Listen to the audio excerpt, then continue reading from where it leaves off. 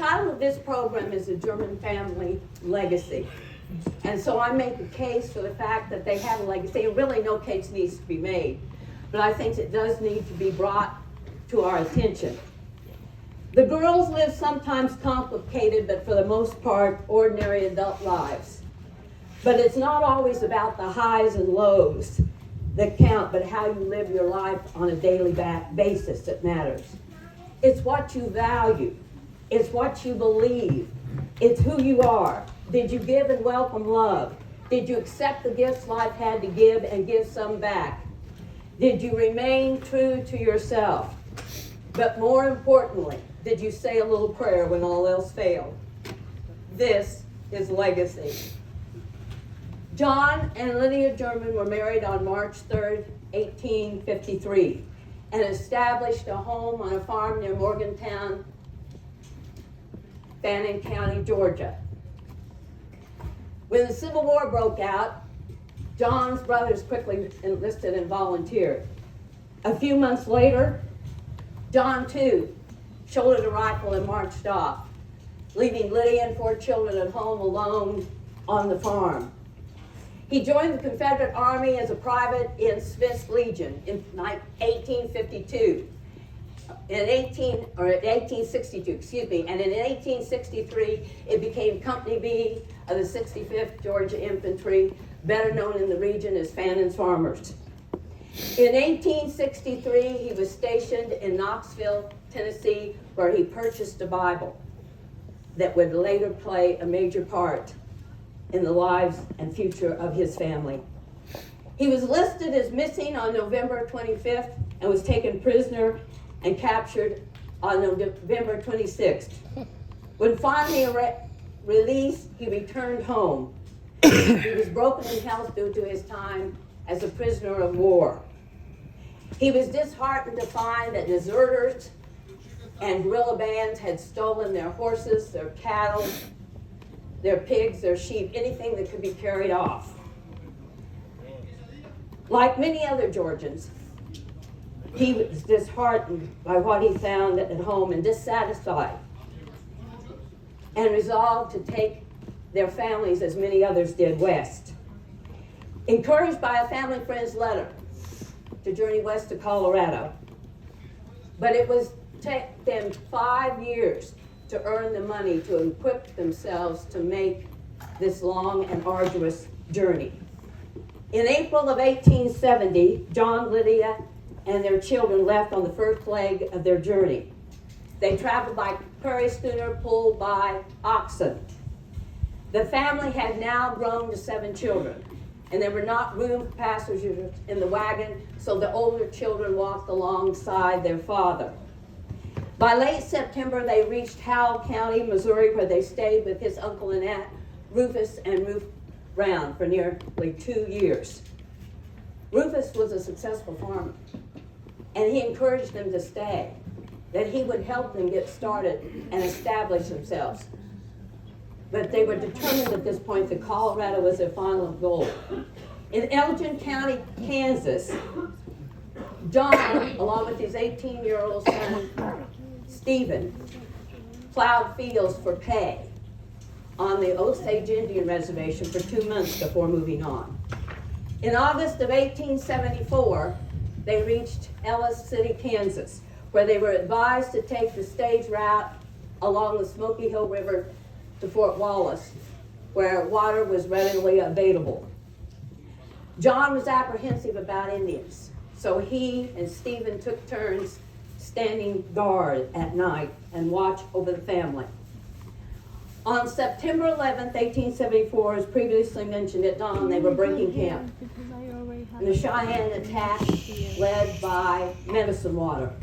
John, Lydia, Joanna, Rebecca, and Steve were killed in the initial attack.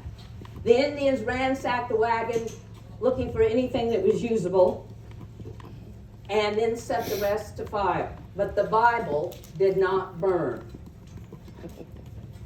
It was later helped identify those family members who had been killed and those members that were unaccounted for.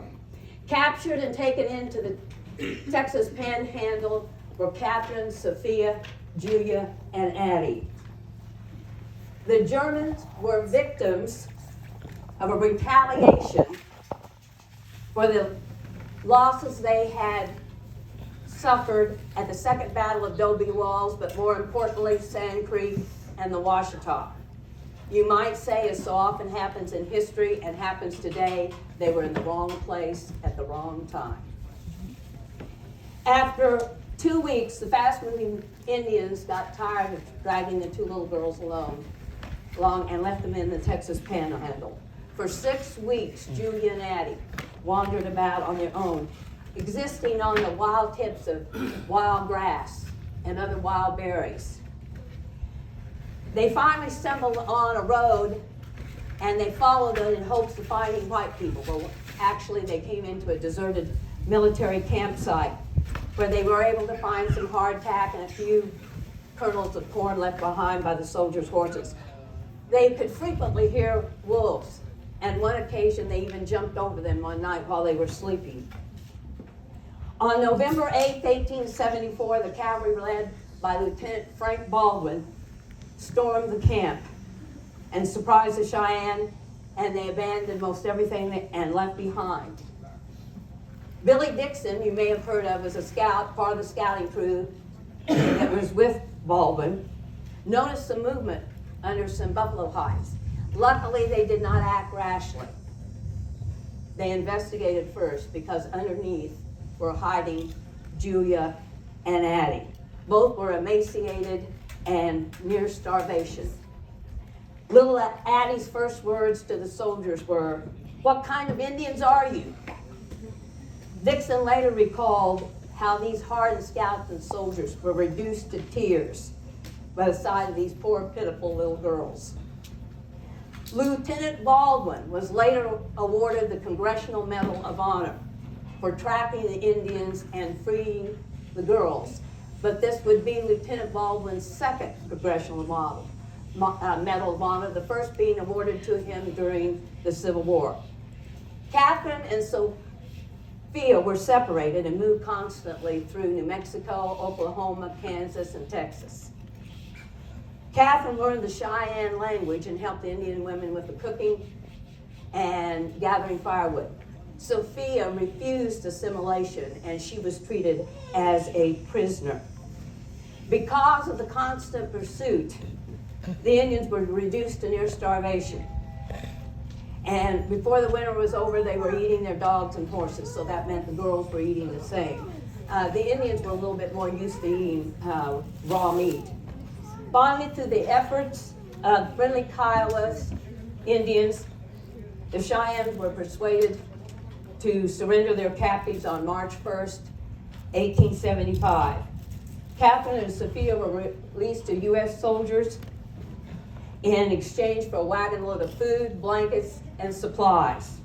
Stonecalf, Graybeard, Red Moon, and other chiefs brought their bands in to the Darlington Agency where they surrendered. The sisters pointed out to the soldiers those individuals who had murdered their family and who had abused them, including Medicine Water and Loki. These, along with others, were singled out for their various crimes, placed in irons, and transported to Fort Marion, Florida, for incarceration. Catherine and Sophia were subsequently reunited with Julia and Addie at Fort Leavenworth, and Colonel Nelson Miles was designated their guardian. He would remain so for a year and a half before he was assigned to the 76th Indian Expedition, which would take him to the Northern Plains, and it would culminate in what we know of as the Little Bighorn, although he was not personally involved directly with that. The grandfathers, German and Cox, wanted the girls returned home, but by this time, Catherine was of age. She was making decisions for the family and for the girls, and she feared it might prove a hardship if they returned to Georgia, and she decided to keep them in Kansas. The U.S. government appropriated a small sum of money for their maintenance and education.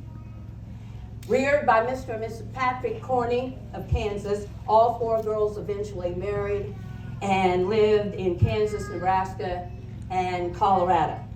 Now, we often talk of the girls as a foursome, but they were very much individuals, and they very much faced different things during this captivity and this time of loss. And so I'm going to talk a little bit about them individually. Catherine was the oldest remaining sibling, and as I said, felt responsibility for those. And she made their decisions, but often she feared they were dead. And her own safety was threatened while in captivity. She recalled instances of gang rape by the young dog soldiers and indignity at the hands of Cheyenne women, particularly Mogi. She and Sophia were required to ride ponies recklessly. Their feet were tied under the horses' bellies so they would not fall off. Their faces were painted, as was a part of their hair, brick red, so they looked like the Indians. They were dressed as Indians, and their shoes replaced with moccasins so they would leave no tracks. And so this was all part of the plan, because oftentimes there were other Indian tribes riding by, possibly even soldiers, so they wanted to keep their identity secret. Indians often entered the village dashing wildly, grabbing at the girls, tearing their clothes. So in other words, almost on a daily basis, they were facing indignities, trials. They were just always caught off guard. They didn't know what to expect. Catherine was threatened to see how brave she was. With gun pressed to her head, she was pushed in the river. What they didn't know is she knew how to swim. So she simply swam to the other side. But the Indian brave who had initiated that plan was forced to go get her and retrieve her and bring her back. Nelson Miles communicated with the girls, particularly Catherine, through, again, friendly Kiowas. They had the freedom to come and go within camp. Writing implements and paper were snuck to her, and he got messages to her as well. And because she feared, and he knew this, Julia and Addie were dead, he had a picture that had been taken of the two smaller girls at Fort Leavenworth, and one of the Kiowa brought that into her. And written on the back was a message that, I paraphrase, that help was at hand.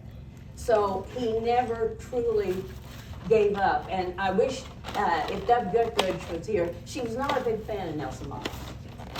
And she said his one redeeming grace in life, in her estimation, was her activity, his activity during this captivity and staying with it, and he would not give up.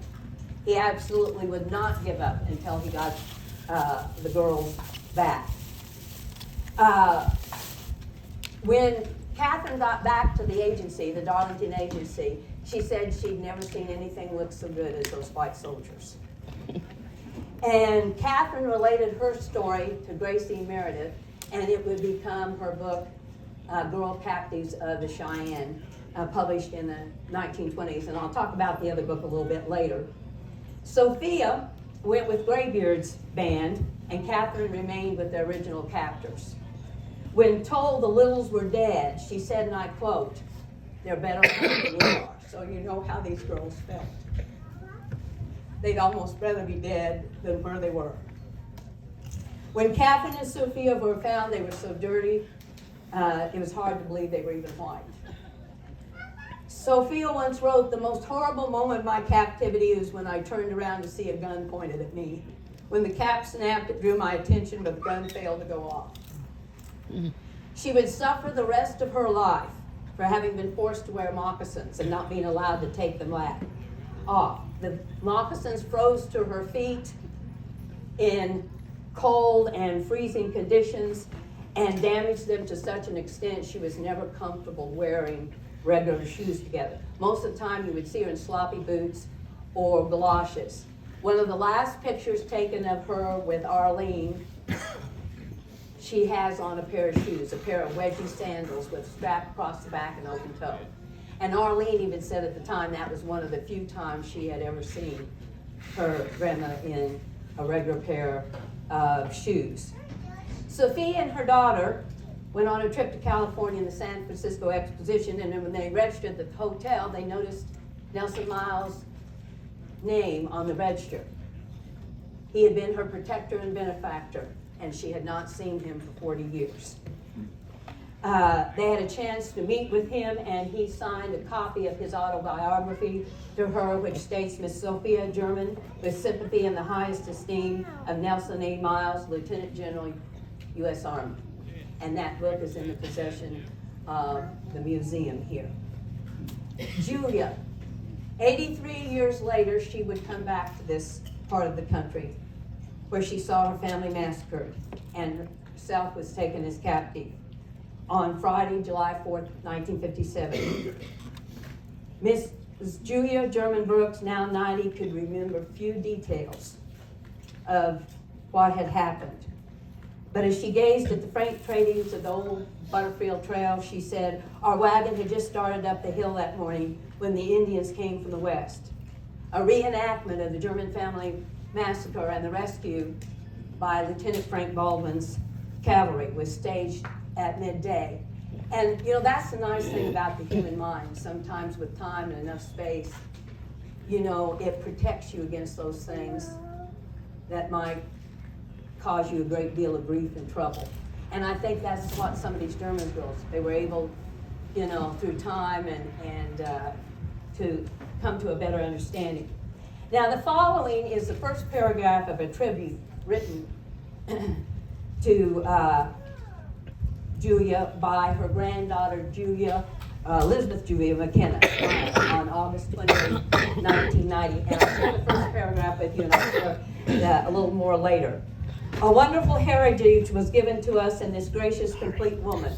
Her childhood experience on the prairie, alone with her 5-year-old sister, seeking sustenance for 6 weeks, witnessing the slaughter of her dear parents, brother and sisters, widowed at the age of 25 with 3 children to raise, suffering the loss of her eldest daughter at the age of 20, and widowed again at the age of 45. So their troubles didn't end there, but neither did their spirit and their courage. Addie would give birth to 11 children. Maybe this is why she was so calm. She had to cope. Addie rarely, if ever, talked of her experiences. She was 5 at the time and probably remembered little of it or what she'd witnessed and experienced. Addie did comment, though, I should be glad if I could remember better, but my personal memory of that time, except for a few incidents, is almost like a forgotten dream. Again, like I said, the protection that sometimes our mind gives to us. She and Julia lived with Mr. and Mrs. Corney till she was 13. Then she lived with her older sisters. After graduating from St. Bethel High School, she attended Kansas State University for 2 years. Kansas State. So you kind of get a view of the girls and a little bit of their life. But why is it a legacy? Well, there were 2 books written. I mentioned the first, Girl Captives of the Cheyenne by Gracie Meredith. And then there was Arlene Feldman Yonka's book, Moccasin Speaks. And she was a granddaughter of Sophia. And that is the most recent book, the most complete book. And it's just a wonderful tribute to her family, to the incident, and a wonderful resource for historians. And my great pleasure was I got to meet Arlene. I have been on the Nebraska Humanities roster for 20 years plus. And at the time she'd written this book, she was out traveling, promoting the book. And we'd often end up at the same event or place or whatever, speaking.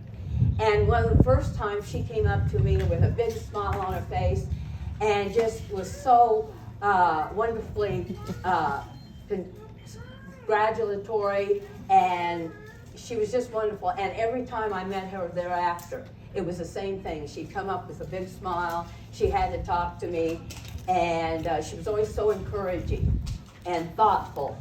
And you know how it is sometimes you get to wandering around and you realize you haven't seen somebody for a while. And that's kind of what happened to me on the circuit. After a while, I got to realize I wasn't seeing Arlene anymore. And then, you know, found that she and her husband were in ill health and had passed. So that was one of my roadside friends that I came to miss. And because you couldn't ask for anybody that made you feel any better than Arlene did. Now, why do I think that this is a family legacy? And how did this come about? Well, I think one of the first things is how John and Lydia raised these children. They taught them to think for themselves. They taught them to take care of themselves and to take care of each other. It wasn't about just them. You know, it was about the extended family. And they instilled in them a great sense of faith. And you'll get this too. Like I said, the girls prayed that soldiers would come to rescue them. There was this constant faith in there that, you know, I give this over to a higher power. Whatever may happen, I give this over to a higher power. And I think it did really comfort them and get them through a lot. And they called on it in times of despair and tragedy. And as I said, they looked out after each other. Even little Julia and Addie, they had made a pact out there that if they found food, they'd save it, share it with the other. Well, on one occasion, Julia wanted to offer something, and Addie had found some hardtack, and she was just so hungry. She just sat down and ate it all. And when Julia returned, she was kind of crying. Julia said, "What's the matter?" And she said, "Oh, I'm so sorry." And she said, "Well, what, you know?" She said, "Well, I found some hardtack, and I didn't save it, and I ate it all. But I promise I'll never do it again." And I don't think she ever did do it again. But there was this bond, this, you know, we take care of each other. That's what, and I think if either one of those girls had been left there alone, they wouldn't probably have made it. But because they had each other and someone to cling to. And of course, Catherine's concern for her sisters were always there. She was so afraid the two little ones, something desperate had happened to them. And she was so relieved when Nelson Miles got that picture to them and to her, indicating that they were fine, they were well, they looked great. And so, you don't have to be rich. You don't have to be famous. You don't have to have made a great discovery. You don't have to build huge monuments or buildings. It's how you live your everyday life. And that's what these girls did. It's how they lived their everyday lives for the rest of their lives. That leaves a legacy not only to their family, but to the rest of us. It shows us we can all do that if we set our minds to it. And I think there's nothing more poignant than this final paragraph from Melissa's Julie McKinney Myers tribute to her grandmother. I think it speaks not only to her grandmother, but the other three girls as well. "We shall never forget this beautiful human being, for her life was a lesson in perseverance, dignity, and an example for all of us to cherish. She trusted in the Lord and gave herself to his keeping. Looked forward to each new day and what she could learn from its experiences. Loved deeply and was deeply loved." And can you ask for anything more? And we all have the ability to do that if we choose. And like I said, those girls lived fairly ordinary lives. They faced the same obstacles, tragedies that we do in many cases, but they still left to us a wonderful legacy. So I thank you.